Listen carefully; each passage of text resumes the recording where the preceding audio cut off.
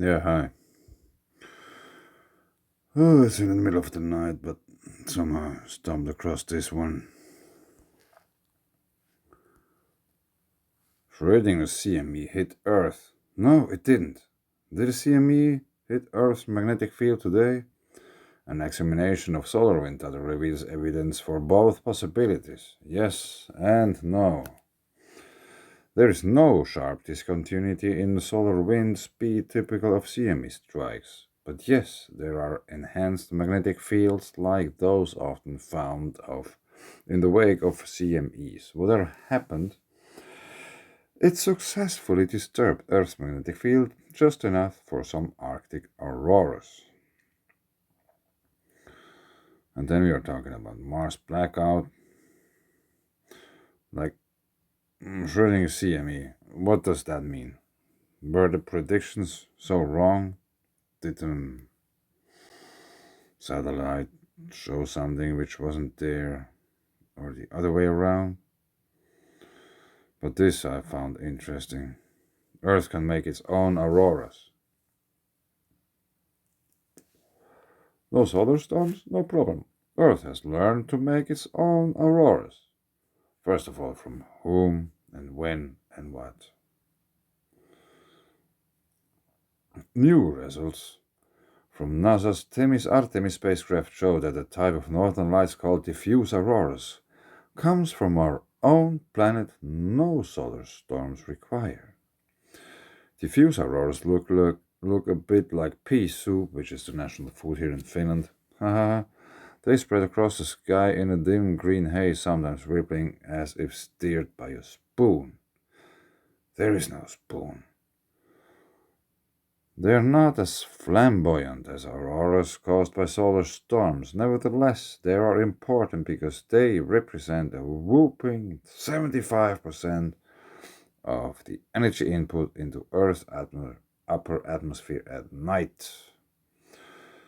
Researchers have been struggling to understand them for decades.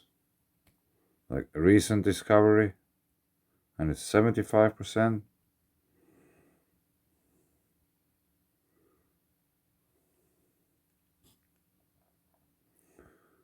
We believe we have found the source of these auroras, says UCLA space physicist Xu Chang, lead lead author of two papers reporting the results in the Journal of Geophysical Research and Physics of Plasmas.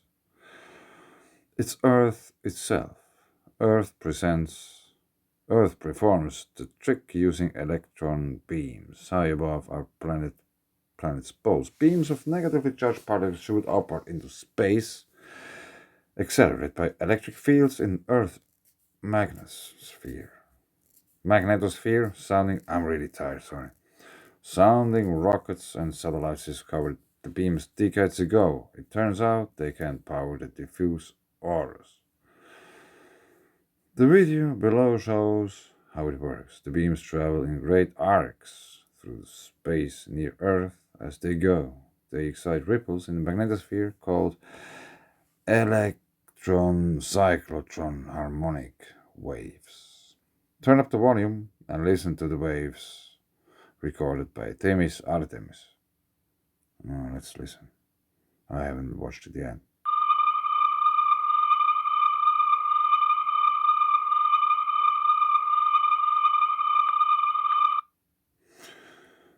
Yeah, this was a really odd sound.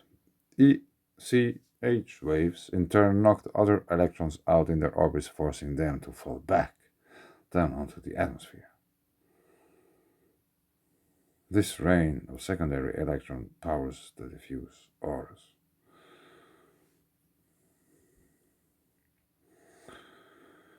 This is exciting, says UCLA Professor Vasilis Angelopoulos, the co-author of the papers and lead of the Artemis mission. We have found a totally new way that particle energy can be transformed from Earth's own atmosphere out to the magnetosphere and back again, creating a giant feedback loop in space. This isn't somehow too surprising to me. According to Angelopoulos, polus. Earth's polar electron beams sometimes weaken, but they never completely go away, not even during periods of low solar activity. This means Earth can make auroras without solar storms. Hmm.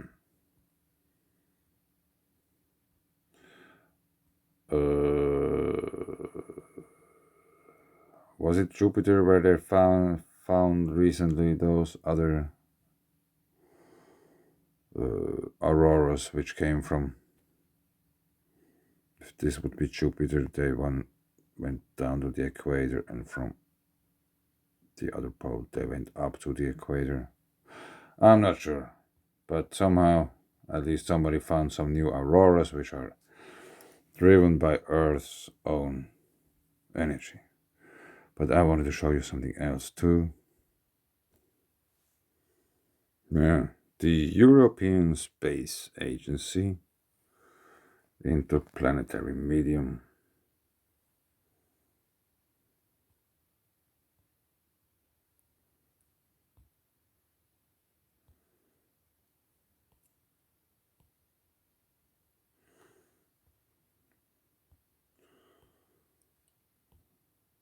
Yeah,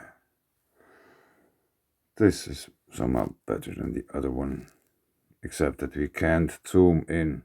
Okay, anyway. Let's imagine you would see a ball here. You can almost see it here. That's Earth. That's the Sun. Sun,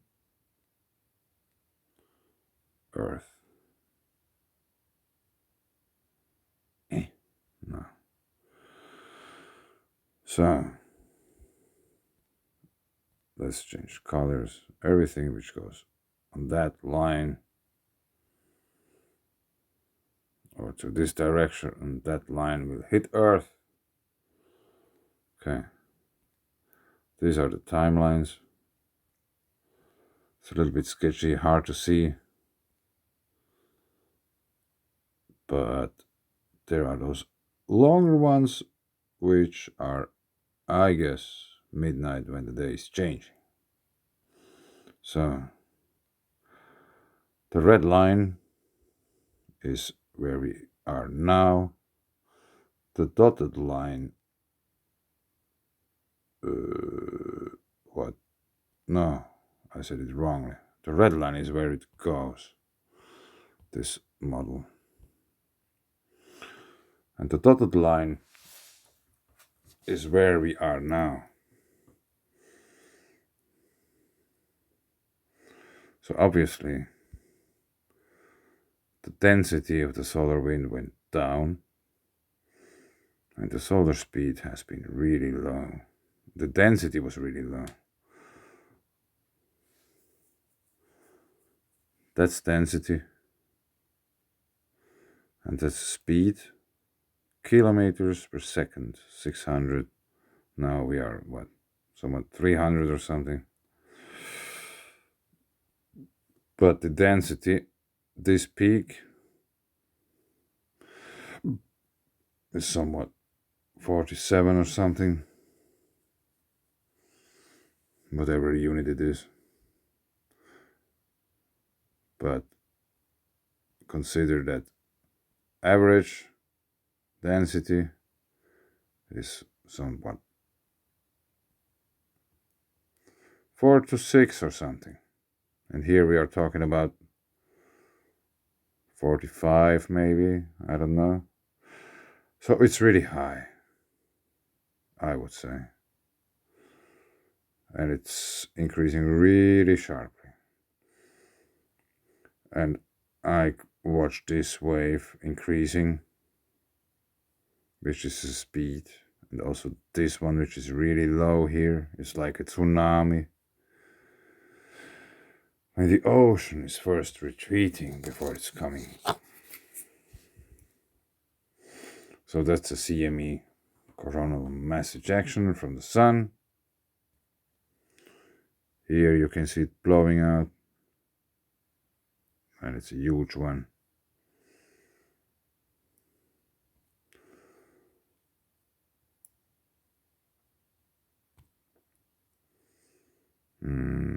one thing before I leave. Obviously, there is already some action going on in Europe as well with earthquakes.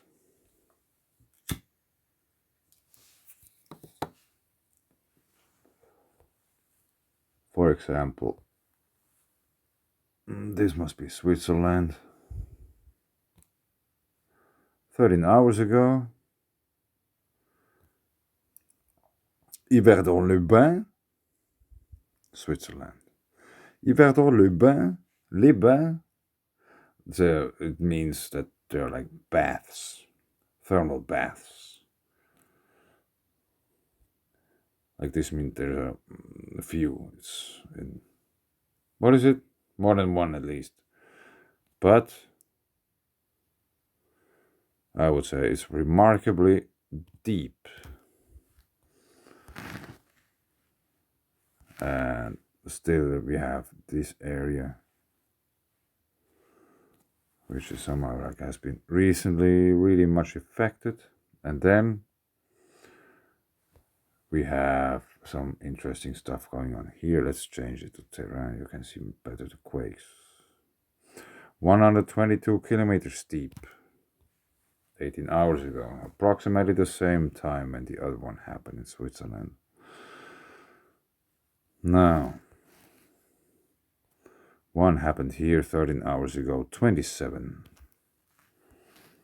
Then we go to the Monte de Luna, Mountain of the Moon or something. 2 hours ago, which isn't that long ago, 29 kilometers steep.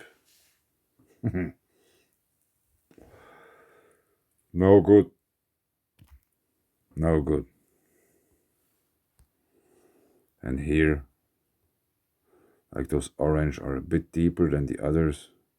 14, 13. Like that's a red one. That's probably 10 or something. 12.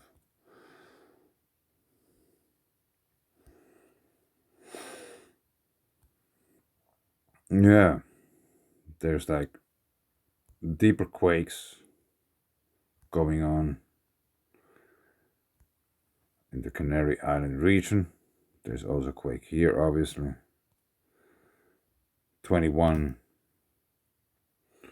So remember that the Canary Islands are on top of the LLSVP, Large Low Shear Velocity Zone. Large Low Velocity Shear Zone, and it stopped at the perfect moment. This is under the Canary Islands. And if you look closer, I don't know if we can zoom in. No. If you look closer, that's just the tip of a huge iceberg made out of lava. So if there are deeper quakes, you won't be surprised if there's more lava coming out. We have a CME hitting Earth in a few hours.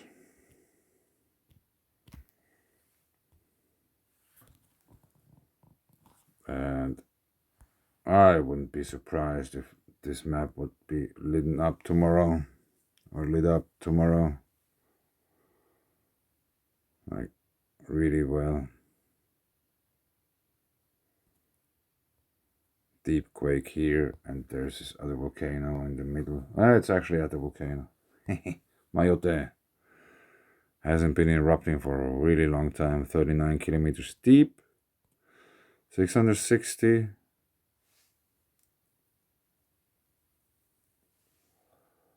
It has been silent for almost 2,000 years.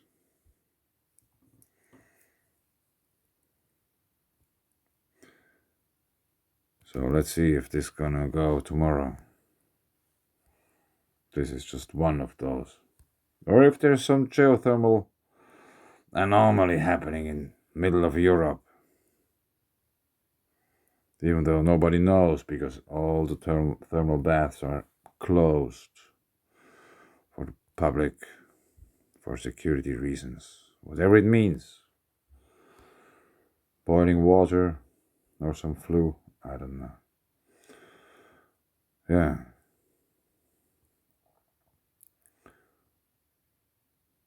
8 hours ago, 10 kilometers deep. Probably some volcanic eruption going on there too soon. And remember, the energy from the south goes all the way up here,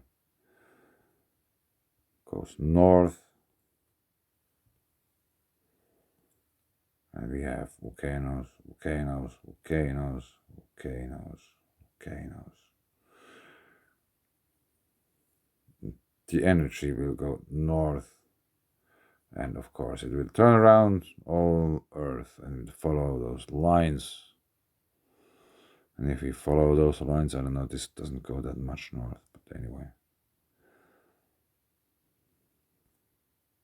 Somewhere here is our magnetic North Pole at the moment. Continuing his journey towards south. Yeah, but anyway, let's see how this CME will affect.